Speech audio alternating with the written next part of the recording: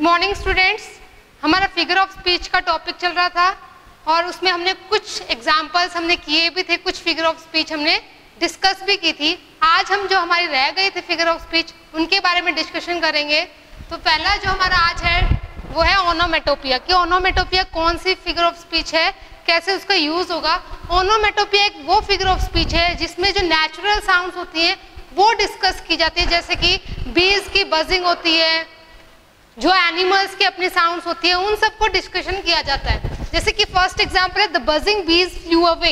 यहाँ पे जो बजिंग है, बीज की बजिंग साउंड है, उसको डायरेक्ट बोला गया। लेकिन अगर हम इसको ये लिखते हैं द सिंगिंग बीज फ्लू अवे, अगर सिंगिंग बीज हम करते हैं, चलो देखते हैं, अगर हम करते हैं कि द सिंगिंग बीज फ्लू अवे, तो यहाँ पर क्या होता, ये फिगर ऑफ स्पीच हमारी ओनोमेटोपिया ना होकर क्या होती, यहाँ पर हमारी जो फिगर ऑफ स्पीच होती है वो होती है हमारी पर्सोनिफिकेशन, जैसे कि द सिंगिंग बीज फ्लू अवे।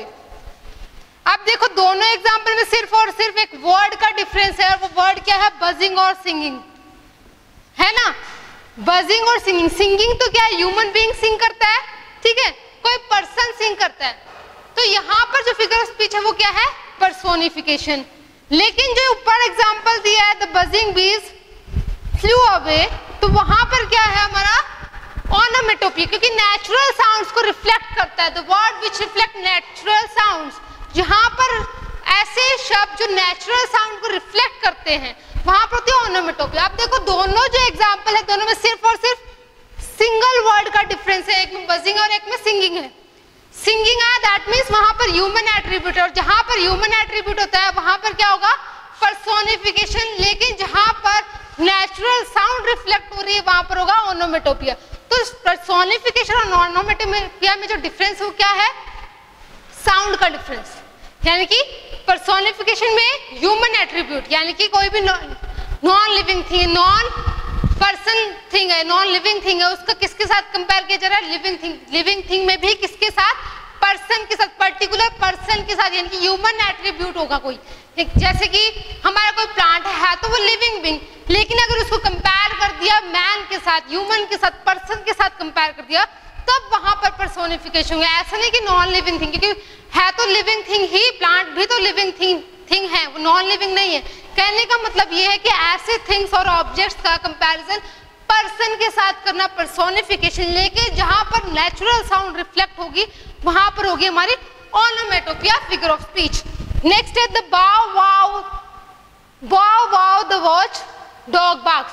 अब जो डॉग की जो नेचुरल साउंड है वो क्या है, बाव वाव करता है वो। तो जो बाव वाव जो नेचुरल साउंड है वो जब रिफ्लेक्ट हो रही है तो वहां पर जो फिगर ऑफ स्पीच आई वो कौन सी हुई, ओनोमेटोपिया। फिर आता है हमारा एनाफोरा। एनाफोरा में क्या, repetition of same word in different clauses. अब देखो इसी से मिलता जुलता क्या था हमारा, एलिट्रेशन था। एलिट्रेशन में क्या था, कांस्टेंट साउंड्स हमारी रिपीट हो रही थी, लेकिन यहाँ पे क्या, सेम वर्ड बार बार रिपीट होगा डिफरेंट क्लॉजेस में। ये एनाफोरा है और वो क्या था, एलिट्रेशन। ये डिफरेंस आपको जो अपने नोट्स बनाओगे उसमें क्लियरली मेंशन करना है। एनाफोरा में repetition of same word in different clauses, और एलिट्रेशन में रिपीटिशन ऑफ सेम साउंड्स।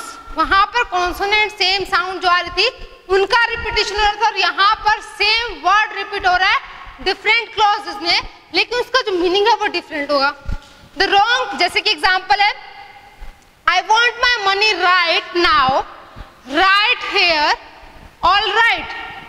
अब ये देखो राइट सेम वर्ड है, बिल्कुल सेम वर्ड रिपीट हो गया, लेकिन इसका ये क्या है, अलग अलग क्लॉज में। ये डिफरेंट क्लॉज है, ये डिफरेंट, और एक डिफरेंट क्लॉज क्या होता है, पार्ट ऑफ अ सेंटेंस होता है ना, जिसका अपना वर्ड और सब्जेक्ट होता है। तो ये देखो क्लॉज में क्या हुआ, राइट राइट राइट, इस सेंटेंस में 3 बार राइट सेम वर्ड रिपीट हो गया। सेम वर्ड जहां रिपीट होगा वहां पे होगा एनाफोरा, लेकिन जहां पर सेम साउंड रिपीट होगी वहां पर होगा एलिट्रेशन। नेक्स्ट एग्जांपल देते हैं, the wrong person was selected for the wrong job at the wrong time for the wrong position। अब wrong wrong wrong same word repeat हो रहा है, same word का repetition हो रहा है, that means anaphora is used here। Next metonymy, metonymy क्या है? एक ऐसी फिगर ऑफ स्पीच है, a figure of speech that replaces the name of a thing with the name of something else with which it is closely associated with। यानी कि ऐसे word, किसी चीज का ऐसा नाम उस वर्ड के साथ रिप्लेस किया जाएगा जो कि उसके बहुत करीब से उसके साथ रिलेट करता है, उससे जुड़ा हुआ है कहीं ना कहीं। ठीक है, एग्जाम्पल देखते हैं। The pen is mightier than the sword। यहाँ पर जो ये वर्ड, ये पूरा सेंटेंस, इसका मतलब क्या है कि जो लिखा हुआ है कि जो शब्द हैं वो किससे ज्यादा ताकतवर हैं? तलवार से भी ज्यादा ताकतवर है। यहाँ पर जो द पेन है उसको जर्नलिज्म के साथ कंपेयर किया गया। जर्नलिज्म मतलब क्या? पत्रकारिता, यानी कि अखबार में जो कुछ छाप दिया जाता है, गहरी चोट मारते हैं शब्द किसी चीज पर। किसी चीज को दिया, किसी के बारे में नेगेटिव कुछ बोला जाता है तो हमारे माइंड में वही उसके बारे में इमेज बनती है जो कि हमने उसके बारे में न्यूज़पेपर में पढ़ा है या कहीं हमने मीडिया में कहीं देखा है। ठीक है, इलेक्ट्रॉनिक मीडिया से कहीं उसके बारे में जानकारी दी, तो वो चीज क्या है हमारे ऊपर ज्यादा इंपैक्ट डालती है। उसने क्या किया, जो शब्द हैं वो किससे ज्यादा खतरनाक है, किससे ज्यादा ताकतवर है? तलवार से भी ज्यादा ताकतवर है। तो जो पेन, जो वर्ड है उसको किसके साथ क्लोजली रिलेट किसके साथ किया? स्वॉर्ड को पेन के साथ। पेन के साथ मतलब कि जो राइटिंग्स हमारे, जो शब्द है हमारे, उनके साथ रिलेट किया है। तो ये जो फिगर ऑफ स्पीच है मेटोनोमी, उसमें क्या है कि वो ऐसे वर्ड्स को, ऐसी फिगर ऑफ स्पीच है जो कि ऐसे किसी चीज के ऐसे, किसी चीज के नाम को ऐसे शब्दों के साथ किसी दूसरी चीज के ऐसे नाम के साथ रिप्लेस करती है जो कि उसके बहुत ही करीब होती है। Example, late me give you a hand. यहाँ पे वो अपना हाथ देना, दैट मीन्स हेल्प की बात हो रही है। यहाँ पर किसकी बात हो रही है? हेल्प। अब हेल्प की जगह जो वर्ड यूज किया वो क्या किया? हैंड यूज कर दिया। पूरे सेंटेंस में क्या किया? Let me give you hand, यानी कि मुझे तुम्हारी मदद करने दो। Next, England decides to keep on immigration. यहाँ पे जो इंग्लैंड है वो देश की बात नहीं हो रही है, वहां पर जो बात हो रही है वो किसकी हो रही है? गवर्नमेंट की बात हो रही है। तो यहाँ पर जो गवर्नमेंट की जगह जो हमने वर्ड रिप्लेस किया वो क्या किया? इंग्लैंड कर दिया। तो यहाँ पर जो बात हुई वो किसकी बात हुई? गवर्नमेंट की बात हुई है। फिर आता है the crown will take the judgement. अब क्राउन कोई ताज तो नॉन लिविंग थिंग तो कोई जजमेंट ले नहीं सकती। अब यहाँ पर जो काम है, क्राउन जो वर्ड है वो हमें क्या कर रहा है? हायर अथॉरिटी को इंडिकेट कर रहा है। हायर अथॉरिटी मीन्स या तो कोई ऊपर उच्च पद पे जो बैठा है, जैसे कि हमारे स्कूल की हायर अथॉरिटी हमारे प्रिंसिपल सर है, वैसे ही यहाँ पर। वैसे अगर क्राउन से हम देखें तो क्राउन से हमारे जो सीधा जो हमारे माइंड में स्विच होगी थिंग वो क्या होगी कि जो सीधा आएगी या तो किंग है या फिर क्वीन है, यानी कि हायर अथॉरिटी ही कोई जजमेंट ले सकती है। तो क्राउन यहाँ जो वर्ड यूज किया वो किसके लिए यूज किया है? हायर अथॉरिटी के लिए यूज किया। तो जो मेटानोमी है उसमें आपको समझ आ गया कि वर्ड्स को उन वर्ड्स के साथ रिप्लेस किया जाता है जो कि उससे बहुत ज्यादा करीब से उसके साथ रिलेट करते हैं। फिर आता है हमारा सिनेक्डॉक। सिनेक्डॉक कौन सी फिगर ऑफ स्पीच है, कहाँ उसका यूज होगा? तो सिनेक्डॉक है वो ऐसे वर्ड और फ्रेज है जो कि होल को, यानी कि पूरी की पूरी चीज को कुछ पार्ट से, जो पूरी चीज है पूरा होल है और वो किसको इंडिकेट करता है? पार्ट को दर्शाता है, यानी कि कुछ हिस्से को दर्शाता है वो। जैसे कि हम एग्जांपल करेंगे आपको क्लियर हो जाएगा। ठीक है, सिनेक्डॉक में क्या होता है? होल को पार्ट्स, जो होल होता है उससे हम इंडिकेट करते हैं एक पार्ट को, एक हिस्से को हम इंडिकेट करते हैं, रिप्रेजेंट करता है। Whole represents a part. सिनेक्डॉक।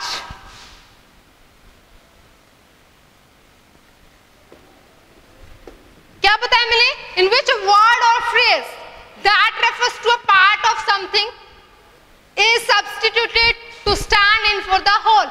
यानी कि ऐसे शब्द या ऐसे वर्ड और फ्रेज जो कि किसको रिप्लेस करते हैं? होल को किस में कन्वर्ट कर देते हैं? पार्ट, यानी कि जो पूरा हिस्सा है वो किसको दर्शाता है? एक पार्ट को, यानी कि whole represents a part. Whole represents a part of something. Example से आपको समझ आएगा। Whole represents a part of something. जैसे कि एग्जाम्पल देते हैं, check out my new wheels.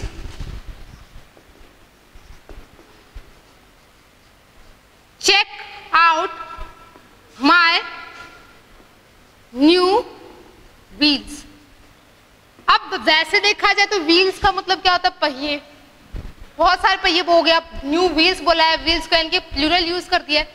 लेकिन जो ये व्हील है, न्यू व्हील्स है, उसका मतलब क्या है यहाँ पर? गाड़ी। तो ये तो होल पार्ट था, लेकिन उसे किसको इंडिकेट किया है? एक होल ने किसको किया? एक पार्ट को इंडिकेट कर दिया है।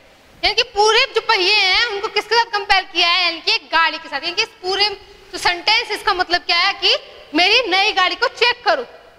न्यू व्हील्स का मतलब गाड़ी, ठीक है। Boots on the ground, boots on the ground, boots on the ground means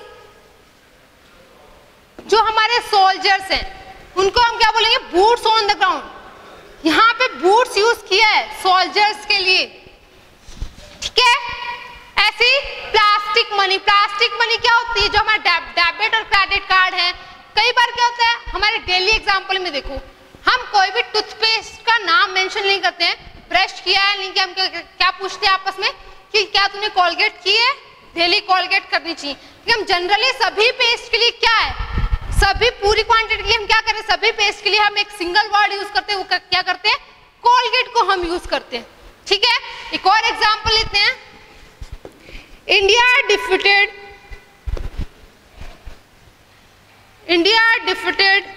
England in cricket match. India defeated England in cricket match. अब यहां पर देखो, क्या पूरा का पूरा इंडिया या फिर पूरा का पूरा इंग्लैंड खेलने थोड़ी ना गया था? ना तो पूरा इंडिया तो नहीं गए खेलने और ना ही पूरा इंग्लैंड गया। ये दोनों क्या इंडिकेट कर रहे हैं? टीम को दर्शा रहे हैं दोनों, यानी कि इंडिया की टीम और इंग्लैंड की टीम। यानी कि बात तो किसकी की है? पूरे पार्ट की और पूरे होल की बात की, पूरी की पूरी कम्युनिटी की बात करती है, पूरी नेशनलिटी की बात करती है। लेकिन उसमें से बात किसकी हुई है? इस वर्ड से, इस पूरे देश के इन दोनों के नाम से किसकी बात करें? उनकी टीम की बात हो रही है। यानी कि होल किसको रिप्रेजेंट कर रहा है? पार्ट को रिप्रेजेंट कर रहा है। तो देखो ये होल ही तो है, पूरे इंग्लैंड और पूरा इंडिया नाम लिखा है, लेकिन इन्होंने क्या बात इंडिकेट किसको कर, रिप्रेजेंट क्या कर रहे हैं? टीम को रिप्रेजेंट किया है इन्होंने, ठीक है। नेक्स्ट लेते हैं, इंडिया वन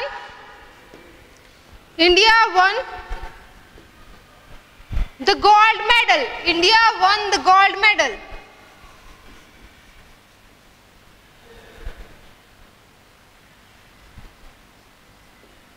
अब यहां पर क्या है? पूरा इंडिया तो नहीं जीता, पीछे फुटबॉल मैच तो वहां पर हमारी टीम क्या है? गोल्ड मेडल लेकर आई थी। या फिर कोई हमारे जो खिलाड़ी इंडिविजुअल अपना गोल्ड लेकर आए, लेकिन बात क्या होती है कि भारत लेकर आया। न्यूज में कभी देखते तो भारत का एक गोल्ड आया, सिल्वर आया, ऐसे बात। लेकिन क्या पूरा इंडिया खेलने थोड़ी ना गया था? पर्टिकुलर एक प्लेयर खेलने गया था और वो जीत कर आता है तो बात करते कि इंडिया जीत गया, ठीक है। तो होल ने किसको रिप्रेजेंट किया? एक पार्ट को रिप्रेजेंट किया। तो आपको समझ आएगा, मेटोनोमी समझ आएगा, एनाफोरा, सिनेडॉच, ठीक है। अब हम बात करते हैं नेक्स्ट हमारा जो है वो है लिटोटस। लिटोटस आज हम जो हम फिगर ऑफ स्पीच कर रहे हैं वो क्या है? जो हमारे इंपॉर्टेंट है। ऐसे तो ये बहुत सारी हैं, बहुत इतनी सारी फिगर ऑफ स्पीच है कि हमें हर लेक्चर में करनी पड़ेगी, लेकिन हमने कौन कौन सी कर रहे हैं? जो हमारी इंपॉर्टेंट है, जो हमारे सिलेबस से रिलेटेड है, जो हमारी जनरली यूज होती है। लिटोटस, लिटोटस हमारी वो फिगर ऑफ स्पीच है जिसमें क्या है? कुछ नेगेटिव कहा जाता है, लेकिन वो मीनिंग कैसे देता है? Positive. Something negative is sad but meaning is positive. जैसे कि एग्जांपल लेंगे हम, डेफिनेशन में क्या है? Something negative is sad but gives positive meaning. जैसे कि आपसे पूछा जाता है हाउ आर यू, आपसे पूछा जाता है हाउ आर यू, आप बोलते हैं नॉट बैड। बोला क्या है? नॉट बैड बोला है, यानी कि नेगेटिव सेंस में बोला गया है, लेकिन उसके जो सेंस निकले वो क्या है? जो मीनिंग निकला वो क्या है? पॉजिटिव निकला। Not bad that means good हो, अच्छे हो। ऐसे the movie was not bad. जब आप मूवी देख कर आते हो कोई, आपसे कोई पूछता कि मूवी थी, हाउ वाज द मूवी, तो आप क्या बोलते, the movie was not bad, that means it was good, movie was not bad. ये क्या इंडिकेट कर रहा है कि मूवी बैड नहीं थी, तो क्या था, अच्छी ही थी। अगर हम किसी को बोलते हैं the girl is not fool, the girl is not fool, fool नहीं है मतलब क्या है, चालाक है, क्लेवर है, ठीक है, समझ आया। क्या है लिटोटस में क्या होता है, कुछ नेगेटिव बोला जाता है लेकिन उसका मीनिंग कैसा होता है, पॉजिटिव आता है, पॉजिटिव मीनिंग निकलता है उसका। तब दोनों सेंटेंस में देखो, नॉट बैड नॉट फूल, इन दोनों का मतलब क्या है, गुड और क्लेवर निकल रहा है, ठीक है। अब आता है हमारा apostrophe.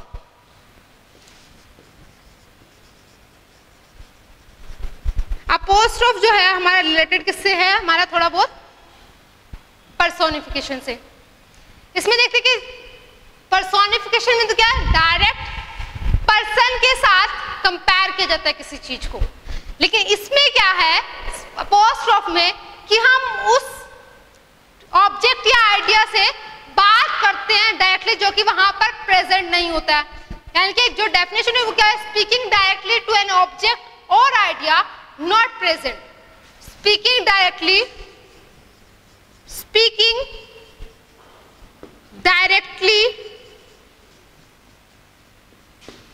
to an object or idea not present। क्या कर रहे हैं कि हम सीधा वार्तालाप हो रही है हमारी, जो कि वहां पे प्रेजेंट ही नहीं है, ऐसे कुछ हमारे आइडियाज है या फिर कोई ऑब्जेक्ट है उसके साथ हम कन्वर्सेशन करें जो कि वहां पर प्रेजेंट ही नहीं है। जैसे example, blue moon you saw me standing alone,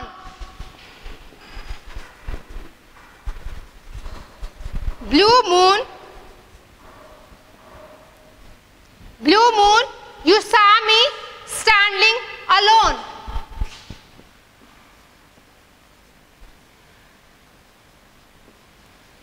यानी कि अपने आप क्या है, मून से बातें करें लेकिन मून वहां पर प्रेजेंट है ही नहीं, ठीक है। तो क्या बात हो रही है इसमें अपोस्ट्रोफ में, कि डायरेक्टली आप किसी चीज या आइडिया से बात करें जो कि वहां पर प्रेजेंट ही नहीं है। जैसे कि O stranger of the future, O stranger of the future,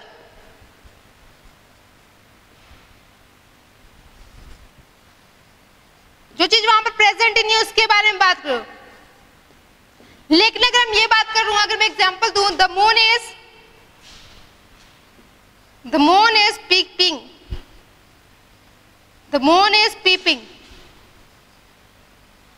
from the clouds. यहां पर देखो फर्स्ट एग्जाम्पल में भी मून के बारे में बात की और इसमें भी मून के बारे में बात की। यहाँ पर जो ब्लू मून की बात की है वो क्या है, किसी ऑब्जेक्ट की बात की है, उससे कोई हम डायरेक्टली बात करें। लेकिन यहाँ पर क्या है, मून को कंपेयर किसके साथ किया, पर्सन के साथ कंपेयर कर दिया, डायरेक्टली उसको कंपैरिजन कर दिया कि झांकने का काम कौन करता है, कोई पर्सन ही करता है। तो यहाँ पर क्या ह्यूमन एट्रीब्यूट है, और लेकिन यहाँ पर क्या था, उससे डायरेक्टली बात हो रही थी। तो जो आज हमने फिगर ऑफ स्पीच किए हैं वो आपको समझ आए होंगे और उसके जो एग्जांपल्स है वो भी आपको समझ आए होंगे। अगर फिर भी कोई डाउट है तो आप कमेंट सेक्शन में मेंशन करना, और इनको अपनी पोएम्स, स्टडीज, कुछ भी आप देखते हैं, आप रीडिंग करते हैं, उनमें फाइंड आउट करना कि क्या सच में ये यूज हो रही है कि नहीं हो रही। नेक्स्ट वीडियो में हम 9th और 10th क्लास के पोएम स्टार्ट करेंगे, पोएम पढ़ना स्टार्ट करेंगे। तो अपनी बुक्स ऑलरेडी अपने पास रखना ताकि हम पढ़ेंगे, रीडिंग करेंगे तो आपको अच्छे से समझ आ सके। Thank you students.